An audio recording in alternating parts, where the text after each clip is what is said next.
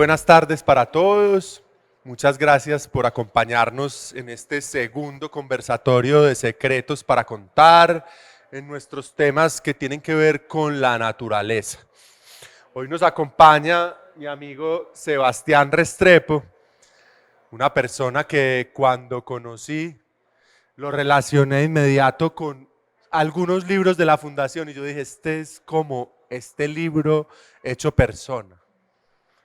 Me encantó conocerlo, como que fue una época de la historia del país donde nos tuvimos que empezar a juntar para poder cuidar a la naturaleza entre todos, porque es una misión de todos, ¿cierto?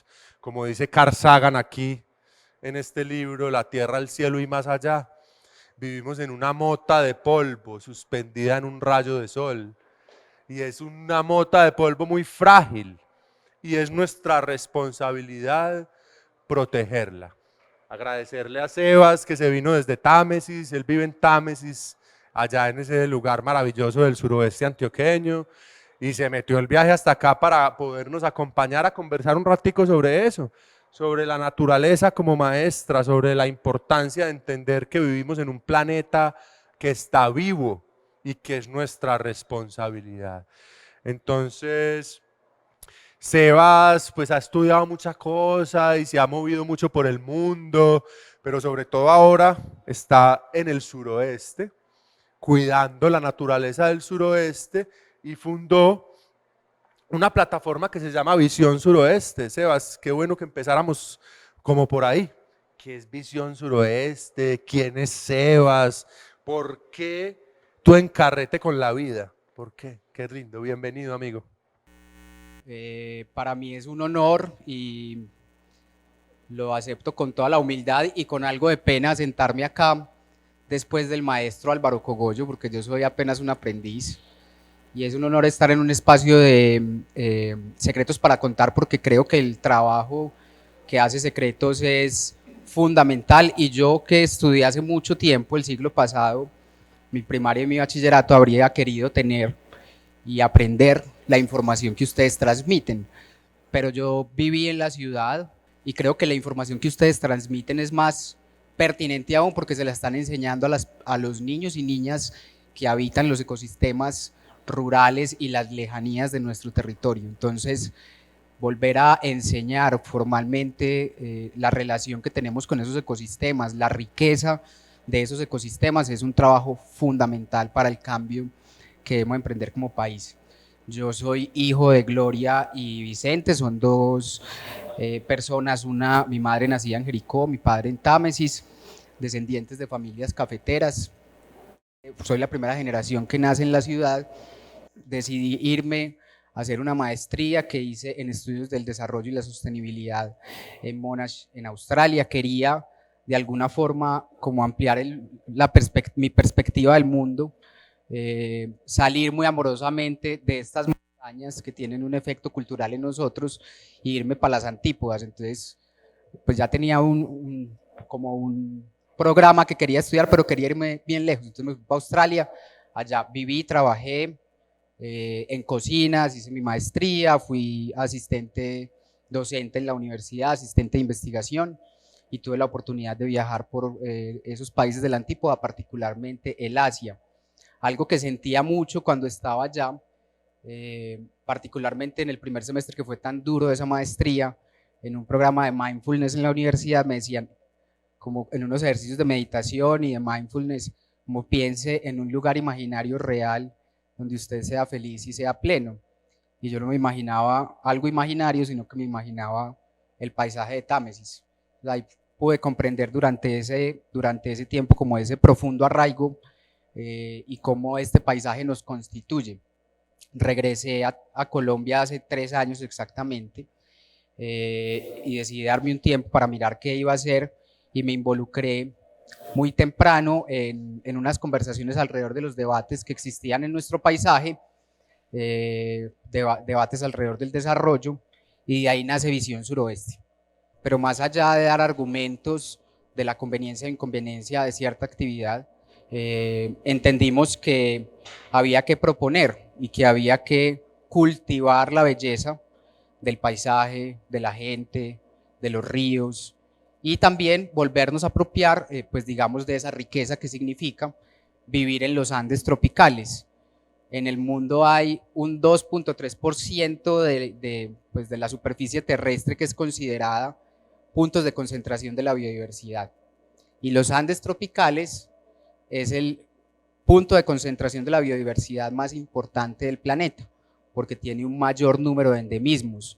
Entonces, en las montañas que nosotros habitamos, en nuestras ciudades en Colombia y en el Ecuador y en el Perú, vivimos en un punto de importancia mundial, pero que además está altamente amenazado, por eso se priorizan esas áreas, donde el 70%, pues más del 70% de los hábitats están degradados, entonces ahí hay toda una apuesta.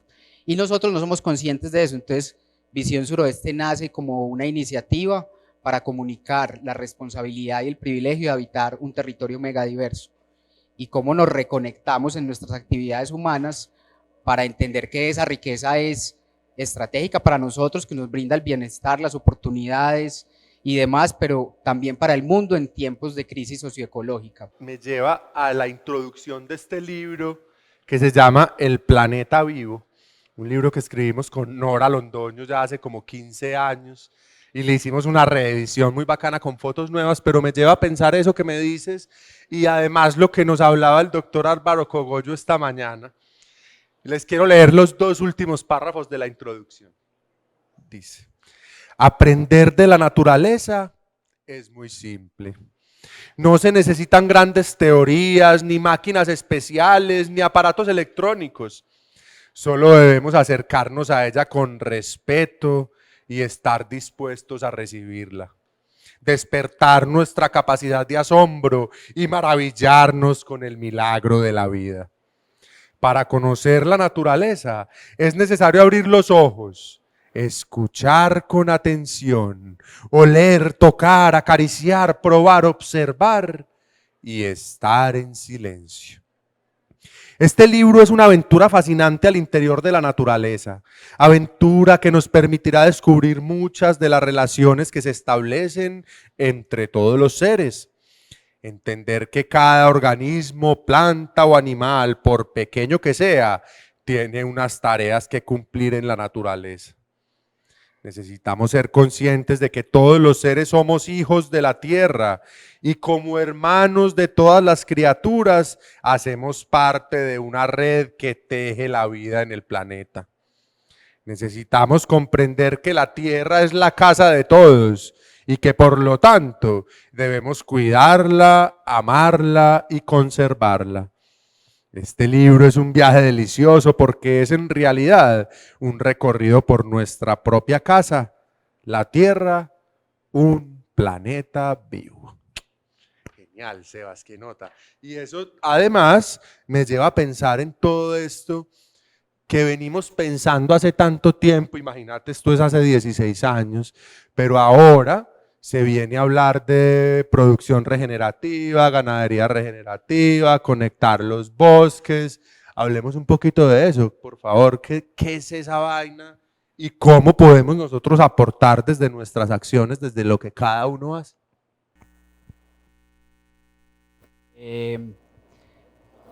Visión Suroeste nace como con esa propuesta de comunicar la regeneración.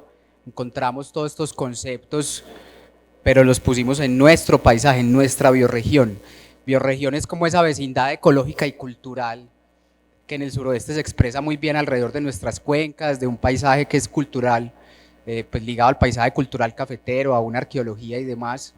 Y las culturas regenerativas, pues es un término reciente de unos 25 años, pero básicamente se refiere a esa relación socioecológica que construye sociedades y cómo las interacciones positivas pues nos hacen parte de ese ecosistema, de esa cuenca, de ese paisaje.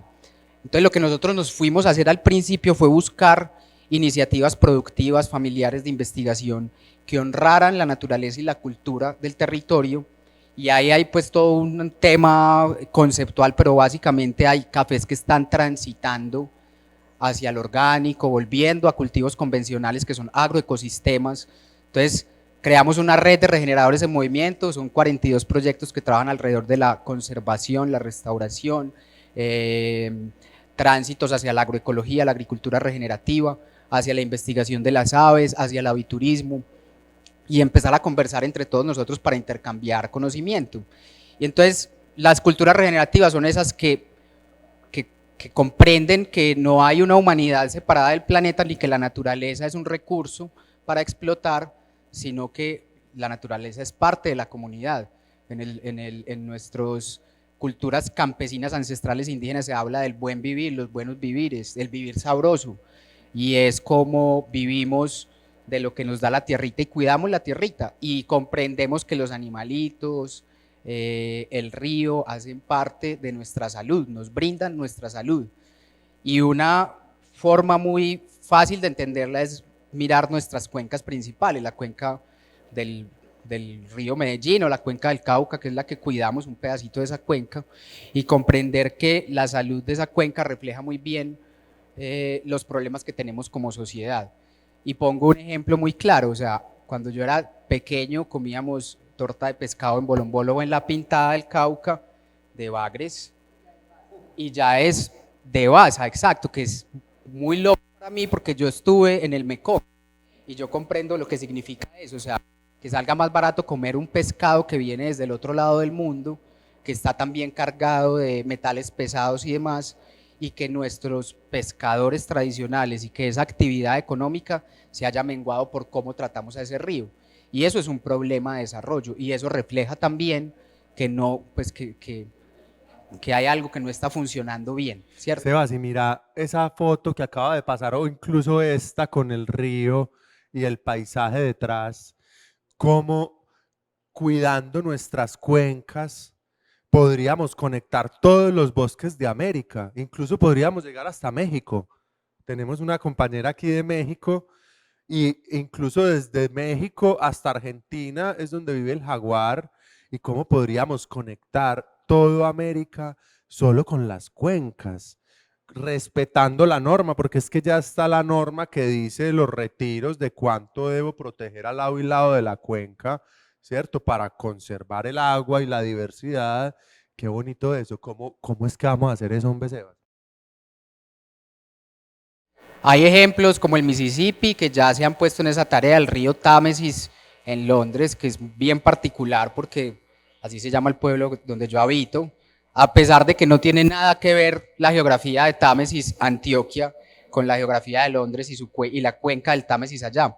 Eso también habla de la colonización que nosotros tenemos, porque nosotros reflexionamos alrededor de la riqueza de nuestro paisaje, pero las fotos de nuestros abuelos eran en traje europeo, en unos estudios fotográficos donde había paisajes europeos detrás, o que Venecia en nuestro paisaje también se llame como un lugar tan distinto. Y yo creo que hay que entender la riqueza que significa el trópico que somos y construir formas de relacionarnos que honren esa riqueza y relacionarnos más equitativamente con el mundo desde esa riqueza, desde el cuidado de ese patrimonio, que no es un patrimonio en términos netamente económicos, sino que es social, cultural, ético y espiritual también. Nosotros habitamos la cuenca del Cartama, es una provincia también, es un afluente del Cauca, ahí hay otras cuencas, el Poblanco al frente, el río Piedras, el Mulatos, la quebrada Sinifaná. El Cauca Medio es un corredor que se formó geológicamente hace unos 12 millones de años, es un valle interandino entre La Pintada y Bolombolo, eso es lo que entendemos nosotros como la bioregión que cuidamos. Hay muchas, te voy a dar unos puntos. Primero, desde la política pública hay que cambiar mucho, entender que el ordenamiento territorial en un país con esta pluviosidad, con estos problemas que tenemos, debería hacerse alrededor de acuatorios, no pensarnos como territorios, sino como acuatorios. Y eso se refleja muy bien en lo que está pasando en Medellín y lo que pasa en el suroeste cuando hay una lluvia. No hemos, la ingeniería tradicional no ha entendido bien el comportamiento hídrico, sus cambios, hemos intentado canalizar o represar ríos y ahí hay un problema ético y de diseño cuando empezamos a diseñar más acorde a la naturaleza, desde la biomímesis y demás. Nosotros, pues se habla mucho del bosque seco tropical, ahí tenemos un fragmento que es un ecosistema altamente degradado, en Planeta Vivo explican el bosque seco tropical, pero gran parte de la compensación de grandes proyectos que se están dando se enfoca por ley en lo que es el bosque seco tropical.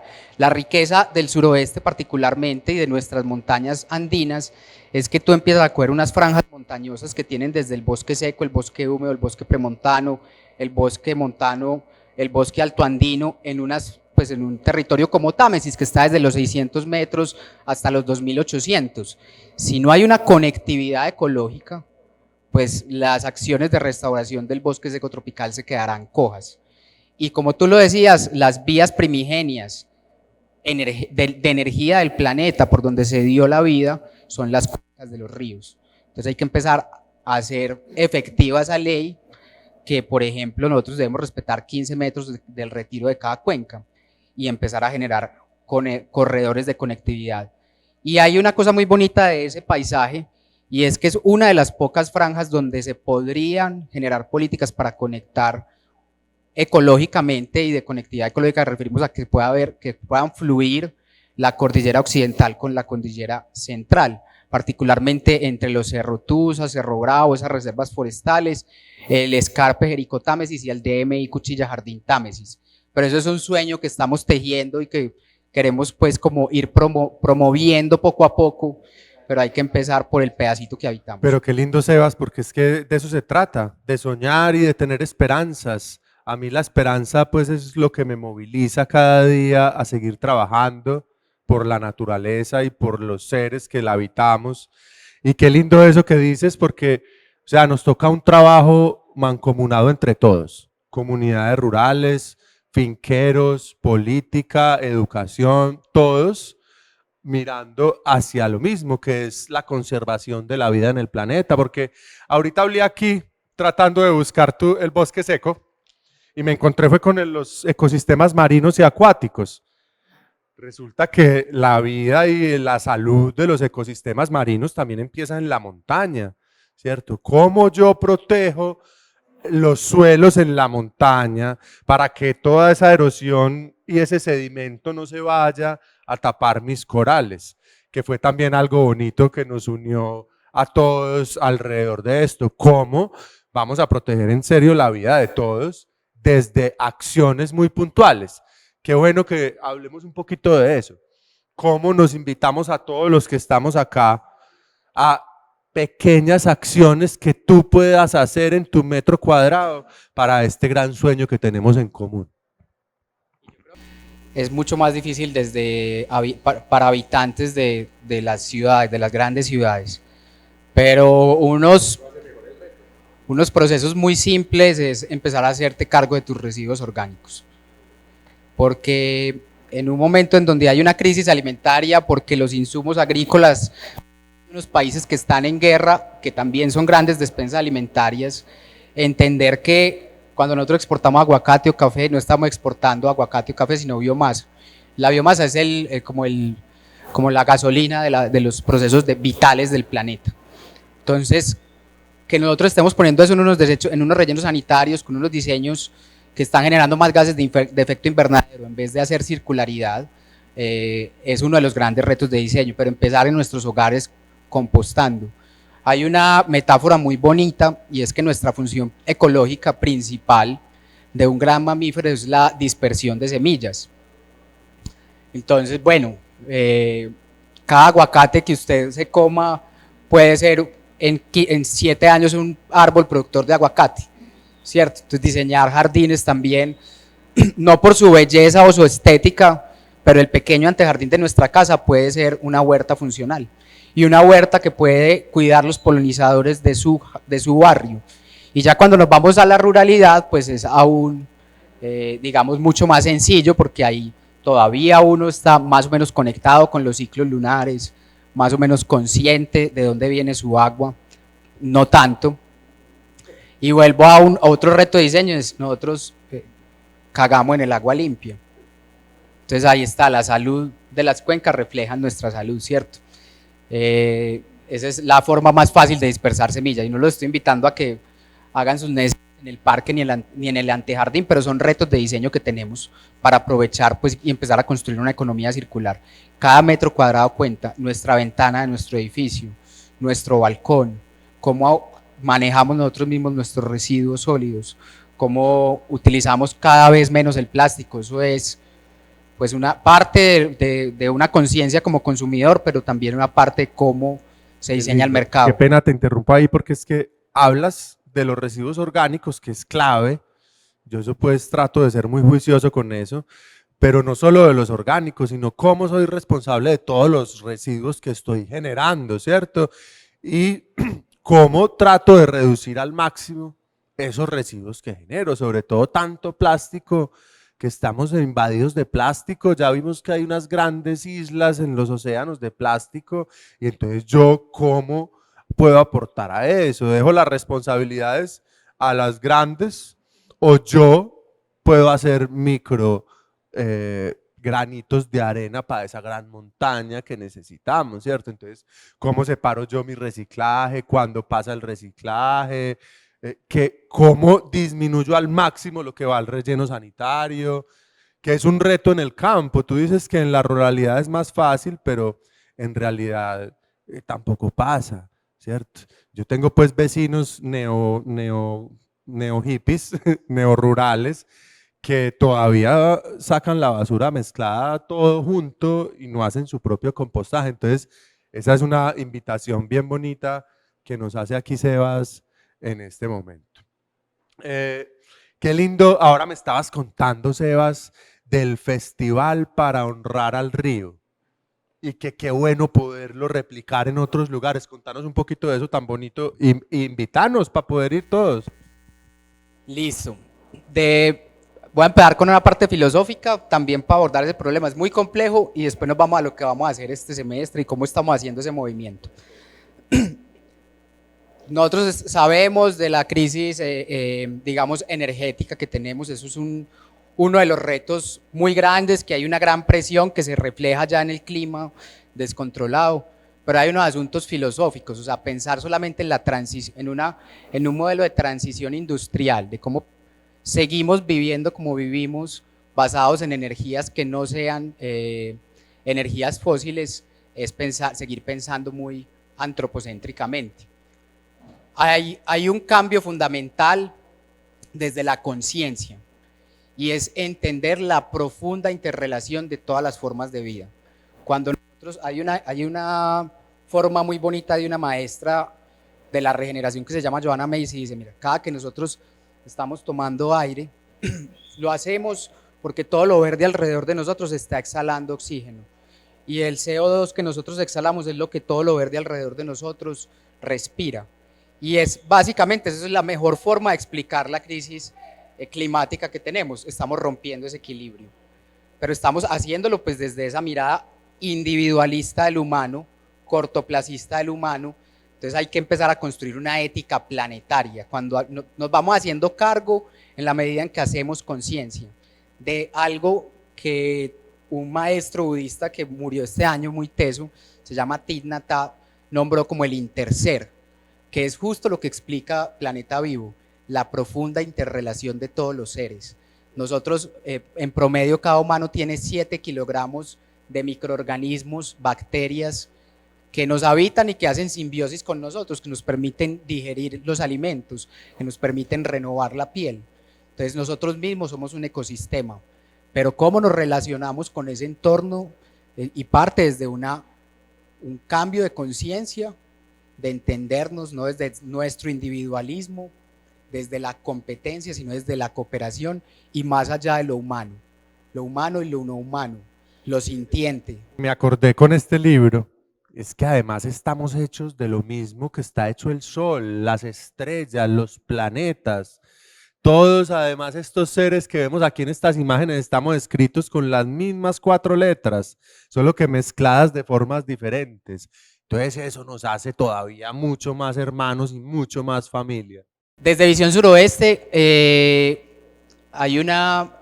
nos invitaron de Confama a raíz de una participación que tuvimos en un festival que hizo Confama por primera vez acá, que se llama Actuar por lo Vivo, a un proyecto que se llama Imaginar Futuro. Entonces, eso fue una convocatoria que sacaron por regiones para el área metropolitana norte, centro, sur, etcétera, y una para el suroeste, de generar procesos culturales asociativos Y Imaginar Futuro nace en medio de una pandemia que revolcó las formas de, pues nos encerró, cómo nos relacionamos la salud pública, cómo nos reimaginamos el futuro. Y junto al Museo Maja de Jericó presentamos una propuesta para honrar nuestras cuencas.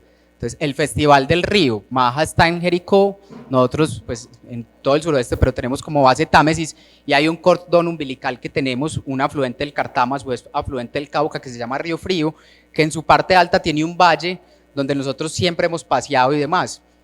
Entonces dijimos, hagamos un festival para honrar ese río, para pensar cómo era antes, cómo es ahora, cómo será en el futuro. Ahí hay grandes presiones, como en cada cuenca del desarrollo, una actividad forestal, una actividad agrícola tradicional como el café, el aguacate, los cítricos. Por el recorrido de una cuenca en nuestro paisaje están todos los sectores económicos. Entonces, cómo nos juntamos, además con esos líderes ambientales, a caminar la cuenca, a reconocer los otros habitantes y hacerle un homenaje a ese río. Vamos a hacerlo, pues estamos definiendo fechas, creemos que el 16 de octubre tendremos unas actividades donde nos juntamos los diferentes grupos sociales que habitan a veces en conflicto, a veces no se quieren mucho, a caminar, a tener una conversación, que eso no es un problema de los monocultivos o de la agroindustria, porque el café, que es un cultivo tradicional y demás, es el principal contaminante de nuestras cuencas, a pesar de campesinos y que hay una tradición y un arraigo, una construcción cultural alrededor de eso. Entonces no es solamente de los forestales o del aguacate que está llegando, de los cafeteros que han estado ahí más de un siglo, los que llevan 30 años, juntémonos a pensar y juntémonos a hacer acciones más allá de los ideológicos o demás o de los debates sociales por cuidar esa cuenca. Entonces, bueno, eso es una de las cosas. Vamos a tener una exposición artística al final que va a rotar y queremos que ese festival rote por otros ríos para empezar a generar conciencia, pero para empezar a recuperar esos espacios de disfrute en la cuenca que hoy en día por contaminación, por privatización, se han ido volviendo más estrechos, por así decirlo. Oíste, cada que hablas me acuerdo de una parte de algún libro. En la finca viva, Wade Davis, un gran botánico, antropólogo, un personaje increíble, que cuando llegó a estudiar a Colombia vino a vivir aquí al Jardín Botánico precisamente. Álvaro Cogollo fue el director científico del jardín por más de 25 años. Entonces Wade nos escribió el prólogo de este libro y, o sea, 2 párrafitos. Deslizar la mano dentro de un río es casi como regresar al punto de origen para conectarse a través de los eones con ese momento primordial, increíblemente distante en el tiempo en el que los cuerpos celestes, tal vez cometas congelados, colisionaron con la Tierra y trajeron el elixir de la vida a este solitario planeta estéril que giraba en el aterciopelado vacío del espacio. Ha llegado el momento de hablar, no de los derechos del agua, sino de nuestra responsabilidad de protegerla. En lugar de seguir buscando cómo controlarla o desviarla, es hora de pensar en honrarla, tal como lo hicieron nuestros antepasados. Mirar el agua como algo sagrado no va en contra de la ciencia. Es más bien un reconocimiento a la complejidad y maravilla de los sistemas ecológicos y biológicos que la ciencia apenas ha logrado iluminar. ¿Te puedes llevar ese pedacito para Sí, el festival? Para el Festival del Río está bellísimo, ¿no? Pues es preciso lo que estamos hablando. Ignacio Piedradita, que es un geólogo y escritor, habla, o sea, los ríos son los formadores de la montaña, o sea, constantemente ese flujo energético, por eso decía como la comunicación primigenia, porque la formación de nuestra geología está estrechamente ligada a la formación de la cuenca. Pero además el agua que tomamos, la posibilidad de que los cultivos se irriguen está estrechamente ligada a los ciclos hídricos. Entonces volver a ese llamado ético que quisiera como que nosotros comunicamos y honramos es, ellos tienen agencia, ellos tienen fuerza y no hay un momento más evidente para hacer conciencia de eso, que lo que nos está pasando en nuestras cuencas, que la fuerza de esos ríos, que esos ríos volviendo a tratar de recuperar sus cauces, que esa erosión acelerada que están viviendo nuestras cuencas.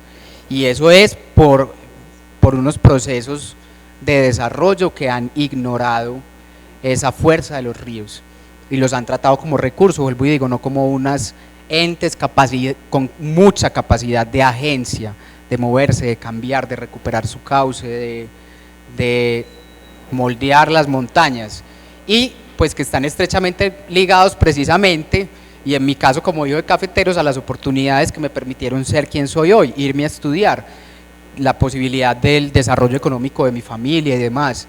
Y ahí ya nos vamos a la tierra y la estrecha relación con una tierra que hoy en día tiene grandes problemas sociales por ese abandono del campo, pero que también tiene unos grandes problemas ecológicos por usos indebidos o por formas que están degenerando el capital, por ejemplo, de un suelo sano y un suelo vivo, que es otro de los temas de este libro, que conecta todos los microorganismos, que son la cadena fundamental que da origen a la vida, a las semillas, a los cultivos, a los bosques, por esas bacterias que producen nitrógeno, que es una relación simbiótica.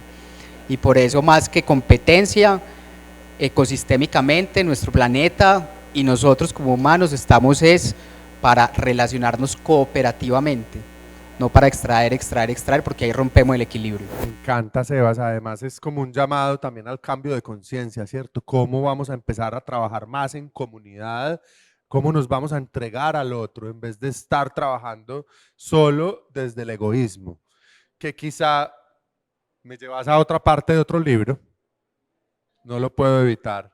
Otros dos párrafos de Carl Sagan que me parecen geniales, sobre todo en estos días que estuvimos viendo las imágenes del nuevo telescopio, no sé si las vieron, que nos muestran las galaxias, la foto del millón de galaxias, y les preguntan, bueno, ¿y qué? ¿Y qué más sigue? Ah, no, vamos a buscar otros planetas habitables parecidos a este. Y yo, pero vení, y si tenemos esta maravilla a la distancia precisa del Sol, con la luna que contiene sus aguas, todos los milagros que pasaron para que hoy estemos acá, hagámonos conscientes de este privilegio que tenemos. Y entonces él, en una lección de humildad, nos decía, nuestro planeta es una mota solitaria en la inmensa oscuridad cósmica.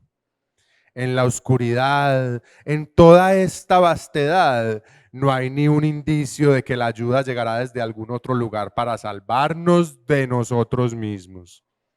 La Tierra es el único mundo conocido hasta ahora que alberga vida. No hay ningún otro lugar, al menos en el futuro cercano, al cual nuestra especie pudiera migrar. ¿Visitar? Sí. ¿Establecerse? Aún no. Nos guste o no, por el momento la Tierra es donde tenemos que quedarnos. Se ha dicho que la astronomía es una experiencia de humildad y constructora de carácter. Quizá no hay mejor demostración de la tontería, de la soberbia humana, que esta imagen distante de nuestro minúsculo mundo. Para mí, subraya nuestra responsabilidad de tratarnos los unos a los otros más amablemente y de preservar y cuidar el pálido punto azul, el único hogar que jamás hemos conocido. Carl Sagan, 1994. Es impresionante, ¿cierto? Y ese mensaje que nos deja, hermano, es que el planeta está vivo y es responsabilidad tuya, y tuya, y tuya, y tuya, y tuya, no solo de las grandes corporaciones, ¿cierto? Cómo de verdad somos muy responsables de esto. Sebas, pues se nos está acabando el tiempo. No sé si quieres dejarnos como un mensaje final, una invitación a los jóvenes del campo, sobre todo a los niños, un mensaje que le quieras dejar a los niños que nosotros vamos a poder llevarles, porque en realidad ellos son el futuro. Nosotros estamos dejando aquí el legado de ellos y es nuestra responsabilidad, pero también queremos, como también nos invitaba Cogollo, que los niños desde que están pequeños, en esos primeros septenios de vida, encuentren esa misión en la vida y se quieran convertir también en guardianes del planeta o en lo que cada uno quiera, pero sería muy lindo que ellos tengan esa conciencia y pues muy lindo que tú, si quieres darnos un mensaje final y una despedida y un agradecimiento. Quería, pues sabes que soy también activista, fui académico, he sido muchas cosas en la vida, soy también muy activista, es que la mejor forma de salvar el mundo en esta crisis planetaria es observar que el mundo y la verdadera capacidad de agencia que nosotros tenemos está en nuestra pequeña cuenca. Está en nuestra pequeña cuenca. Porque vuelvo y digo, las cuencas son la vía de energía, pues, donde fluye la energía primigenia, pero además, digamos, sin agua no podemos vivir. O sea, la capacidad realmente de transformar la forma de relacionarnos con el mundo y salvar el planeta está en lugares específicos. Por eso nosotros, nuestra apuesta está en un territorio específico. Somos bien ambiciosos, porque son 11 municipios, varias cuencas, pero empezamos también con unos epicentros como Támesis. Yo tuve la oportunidad de viajar y vivir en otras partes, de recorrer el trópico en otros lugares del trópico. Y me sorprendía mucho en mi último viaje en Sri Lanka, antes de volver, que paseaba por paisajes rurales muy similares a los nuestros, pero en paisajes construidos, es decir, en veredas habitaban los puercoespines y los podía uno observar porque ellos están también en nuestro paisaje. Los puercoespines, los venados, los monos, los micos. Y todo el trópico estaba lleno de monos y en Támesis yo ya sé más o menos dónde están cerca. O sea, sé que hay una familia de aulladores en el escarpe de Ericotámesis que reintrodujeron aulladores a los farallones de la Pintada, pero ya no habitan los monos. Es muy difícil ver grandes mamíferos herbívoros como los venados. Sabemos que ellos están ahí, sabemos que está el oso y por lo tanto hay toda una cadena detrás. Pero es reconectarnos con nuestro paisaje y vuelvo y cierro con la parte final de este libro y es y recorrer este mundo y vivir y pensarme este paisaje fue volver aquí porque creo que Colombia tiene una gran responsabilidad. Y cuando hablo a Colombia es distinta a la responsabilidad del Pacífico, que Chocotumbes, Magdalena es otro punto de concentración de la biodiversidad, que como planeta tenemos una gran responsabilidad con la Amazonía que compartimos con los países de Sudamérica, que nuestros ríos, nuestras cuencas principales del Cauca, el Magdalena y el Atrato son los únicos que corren al norte de los Andes y que esa posibilidad de habitar esa esquina de nuestro continente donde se encontraron los dos continentes y que fluyó el Puma hacia abajo, el Jaguar hacia arriba, todo eso pasó por Colombia. Y nosotros, vuelvo y digo, tenemos la responsabilidad de relacionarnos con el mundo de una manera distinta, de una manera estratégica y de conservar la biodiversidad, porque el reto energético es muy grande, pero es antropocéntrico. El reto de que estamos en una sexta extinción masiva de biodiversidad es un reto filosófico, ético y espiritual. Y nosotros en Colombia, en una ciudad como Medellín, a pesar de todos los retos que tenemos de diseño, habitamos con cientos de especies de aves.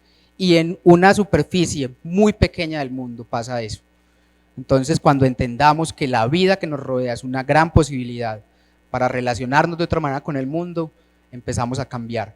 Que las plantas sagradas de nuestro continente no matan a nadie, sino que es el uso que nosotros culturalmente le hemos dado y empezamos a relacionarnos distinto con esas plantas. Wade Davis, tú lo mencionaste, empezaremos a cambiar nuestra manera de relacionarnos con el mundo y que no somos pobres, porque hay una idea de pobreza, pero quien nace en el país de vivir, yo estuve en Nuquí, tú también habitas esa cuenca y escuchar una conversación decir como, no hombre, pues nosotros cogió esta pandemia y los que estaban en Medellín aburridos, tristes, nosotros mandándole pescado y nosotros aquí, ¡pum!, sabroso, comiendo nuestro Igual atún. que siempre. O sea, no somos pobres, Es que no somos pobres. ¿quién es pobre en realidad? ¿Quién es rico? Pobre es ¿El que más tiene o el que menos necesita? ¿O quién es el rico? ¿Cierto? Es esa mirada que nos han impuesto y cómo lo cambiamos y nos damos cuenta de nuestras verdaderas riquezas. Entonces tu mensaje también va mucho a tu lugar, donde habitas, cómo proteges ese pedacito que te tocó, y si todos hacemos eso, vamos a poder hacer una gran conexión de naturaleza y de vida entre los pedacitos de que cada uno nos tocó, más o Y menos que eso así. está emergiendo en muchas partes, o sea, en la India hay un movimiento de la no violencia ecológica, toda la apuesta por los buenos vivires en América, por el decrecimiento en países desarrollados, comunidades sustentables, o sea, tenemos que esperanzarnos rizomáticamente porque aunque parezcamos una minoría, no es solamente, digo, nosotros tomamos conciencia, pero cuando nuestro TID natal no es que nosotros estemos tomando conciencia, es la naturaleza haciendo conciencia a través nuestro. Wow. La naturaleza haciendo conciencia a través nuestro. Entonces, cuando nos preocupamos es un llamado de todo eso que nos hace actuar, y es la naturaleza haciendo conciencia a través nuestro. Y es nuestro pedacito la primera responsabilidad de cambio, desde el ser hasta la cuenca, hasta el jardín, hasta el pueblo, hasta el Cauca, que seamos ambiciosos, y que con el Cauca el Magdalena. Bellísimo, Sebas. Pues como les decía ahora, la esperanza es lo que me mueve a mí. Después de hablar con vos se me suma más, me dan más ganas de seguir, porque se ve que nos estamos juntando, están pasando cosas lindas, cada vez uno encuentra más gente interesada en ese tema. Con estos libros que compartimos, pues despertaremos algo en alguno que otro niño por ahí en el campo, y nos vamos sumando y nos vamos sumando por el cuidado de todos, porque todos estamos interconectados, interdependemos, intersomos. Entonces, muchísimas gracias, amigo, por este viajezote que te pegaste a esta conversada. Gracias por inspirarnos más, por darnos más esperanzas. Nos vemos en el camino, en el río, en la montaña, en Támesis, en Medellín, en Santa Elena, en todos lados. Que ojalá sigamos por siempre por la protección de la vida, amigo. Muchísimas gracias.